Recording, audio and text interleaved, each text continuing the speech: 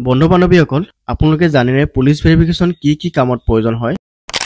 যিকোনো চৰকাৰী বা বেচৰকাৰী চাকৰি জয়নিংৰ সময়ত পুলিচ ভেৰিফিকেশ্যন বিচাৰিব পাৰে পাছপৰ্ট বনাবলৈ আপোনালোকক পুলিচ ভেৰিফিকেশ্যন প্ৰয়োজন হয় হাউচ বা ফ্লেট ৰেন্ট এগ্ৰিমেন্টৰ বাবে যাক আমি টেনেন্ট ভেৰিফিকেশ্যন বুলি কওঁ তাৰ বাবেও পুলিচ ভেৰিফিকেশ্যন প্ৰয়োজন হ'ব পাৰে কিছু শিক্ষানুষ্ঠানত হায়াৰ এডুকেশ্যনৰ বাবেও পুলিচ ভেৰিফিকেশ্যন বিচাৰিব পাৰে আৰ্মছ লাইসেন্স বা অস্ত্ৰ অনুজ্ঞাপত্ৰৰ বাবেও পুলিচ ভেৰিফিকেশ্যন প্ৰয়োজন হয় CSC ID বা CSP ID যেতিয়া আপোনালোকে এপ্লিকেশ্যন কৰিব তেতিয়াও পুলিচ ভেৰিফিকেশ্যন প্ৰয়োজন হয় ID দিয়াৰ আগতে আৰু লগতে বহুখিনি চৰকাৰী বা বেচৰকাৰী সাৰ্ভিসৰ কাৰণে পুলিচ ভেৰিফিকেশ্যন প্ৰয়োজন হয় আবেদন প্ৰক্ৰিয়া আৰম্ভ কৰাৰ আগতে আপোনালোকক দুটামান কথা জনাই থওঁ তাৰ পাছতে আমি আবেদনৰ প্ৰক্ৰিয়া আৰম্ভ কৰিম পুলিচ ভেৰিফিকেশ্যন সাধাৰণতে দুই ধৰণৰ হ'ব পাৰে গভৰ্ণমেণ্ট এমপ্লয়িজ পুলিচ ভেৰিফিকেশ্যন আৰু private employees police verification normally এমপ্লয়িজৰ ক্ষেত্ৰত এই দুই ধৰণৰ পুলিচ ভেৰিফিকেশ্যন হ'ব পাৰে গভৰ্ণমেণ্ট এমপ্লয়িজ পুলিচ ভেৰিফিকেশ্যনত আপোনালোকে একো ফিজ দিব নালাগে তাত বিনামূলীয়া হৈ যাব কিন্তু প্ৰাইভেট এমপ্লয়িজ পুলিচ ভেৰিফিকেশ্যনত আপোনালোকে 300 ফিজ অনলাইনত দিব লাগিব আজি ভিডিঅ'ৰ জৰিয়তে আমি শিকিম ঘৰতে বহি মোবাইলৰ জৰিয়তে বিনামূলীয়াকৈ কেনেকৈ লাভ কৰিব পাৰি পুলিচ ভেৰিফিকেশ্যন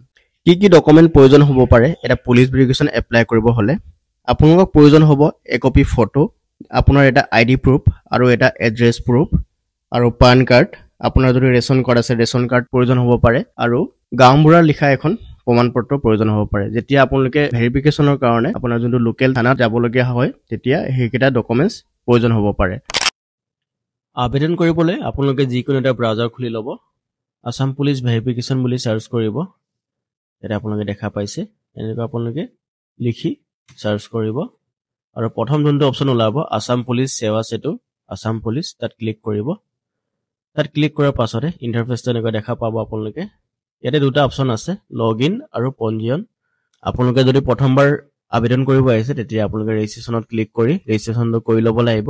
মই এটা লগইন কৰিম এটা আপোনালোকে দেখা পাইছে গভ এমপ্লয়মেন্ট ভেৰিফিকেশ্যন আৰু private employment verification private employment ভেৰিফিকেশ্যনৰ ওপৰত এটা ভিডিঅ' অলৰেডি বনাই থোৱা আছে এটো পেড সাৰ্ভিস হয় আপোনালোকক মই অলৰেডি ক'লোৱে যে 300 পেমেন্ট কৰিব লাগে আৰু এটো যোনটো গভ এমপ্লয়মেন্ট ভেৰিফিকেশ্যন ইয়াত পেমেন্ট কৰিব নালাগে আজি আমি কৰিম গভ এমপ্লয়মেন্ট ভেৰিফিকেশ্যন গতিকে এটা ক্লিক কৰিম ইয়াতে আপোনালোকে দেখা পাইছে ষ্টাৰ মাৰ্ক যোনকেইটা থাকে সেইকেইটা মেণ্ডেটৰী ফিল আপ কৰিব লাগে বুলি ইয়াতে কোৱা আছে গতিকে ষ্টাৰ মাৰ্ক থকাকেইটা আপোনালোকে মেণ্ডেটৰী ফিল আপ কৰিব লাগিব পাৰপাছ অফ ভেৰিফিকেশ্যন কি কাৰণে আপোনালোকক লাগে এপইন্টমেন্ট পালে নে পোৱা নাই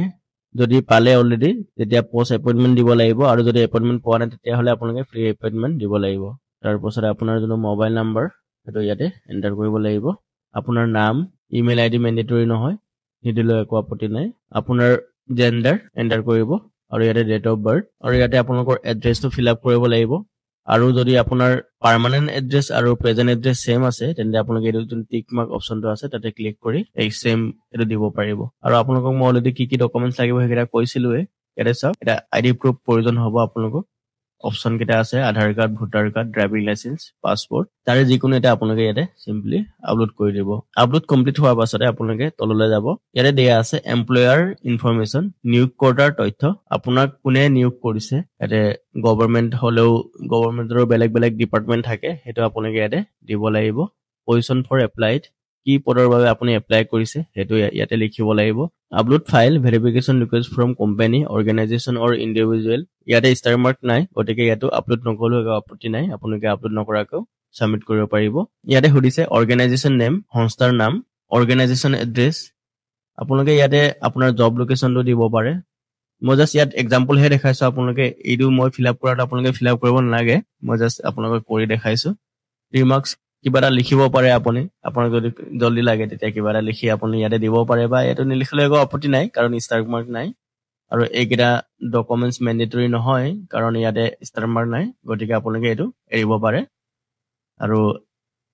ইয়াতে অপচন ক্লিক কৰি আপুনি ডিক্লেয়াৰ কৰিছে যে এইকেইটা যোনকেইটা ফিল আপ কৰিছে সেইকেইটা সত্য হয় বা সঁচা হয় বুলি কৈ টিক মাৰ্ক দি সাবমিট জমা দিয়ক অপচনত ক্লিক কৰিব লাগিব সাকসেসফুলি সাবমিশন কৰাৰ পাছতে আপোনালোকে যোনটো ষ্টেটাস অপচনটো আছে ইয়াতে স্থিতি ইয়াতে আপোনালোকে ক্লিক কৰিব ইয়াত ক্লিক কৰাৰ পাছতে আপোনালোকৰ ইয়াত তলতে শো হৈ থাকিব আপুনি কি বিষয়ত সাবমিশন কৰিছে যদি পুলিচ ভেৰিফিকেশ্যন হয় পুলিচ ভেৰিফিকেশ্যন ইয়াতে দেখা দিব আৰু এটা ৰেফাৰেন্স নাম্বাৰ থাকিব আৰু এই ৰেফাৰেন্স নাম্বাৰটো আপোনালোকে প্ৰিন্ট আউট লৈ বা জেৰক্স কৰি হেতু আপোনালোকে যি নেসেসাৰী ডকুমেন্টছ লাগে হেকেটা ডকুমেন্টছ আপোনালোকে জেৰক্স উইথ অৰিজিনাল কেটা লগত লৈ পুলিচ ষ্টেচনত গৈ ভেৰিফিকেশ্যন কৰিব লাগিব পুলিচ ষ্টেচনত যেতিয়া ভেৰিফিকেশ্যন কৰিব ভেৰিফিকেশ্যন কৰাৰ পাছত আপোনাৰ ডকুমেন্টটো এপ্ৰুভ হ'ব আৰু এপ্ৰুভ হোৱাৰ পাছত আপুনি পুনৰ এই অপচনত গৈ ডাউনলোড কৰিব পাৰিব আপোনাৰ যোনটো পুলিচ ভেৰিফিকেশ্যনটো হয় এনেকৈ কৰিব পাৰিব পুলিচ ভেৰিফিকেশ্যন এপ্লাই অনলাইন গতিকে ভিডিও যদি ভাল লাগিলে আপোনালোকে লাইক কৰিব পাৰে লগতে চেনেলত যদি নতুন তেন্তে আপোনালোকে চেনেলটো সাবস্ক্ৰাইব কৰি ৰাখিব কাৰণ মই এনে ধৰণৰ ইনফৰ্মেটিভ কন্টেন্ট আপোনালোকৰ বাবে আনি থাকো তেন্তে আজিলৈ ভিডিওটো ইমানতে সামৰো ধন্যবাদ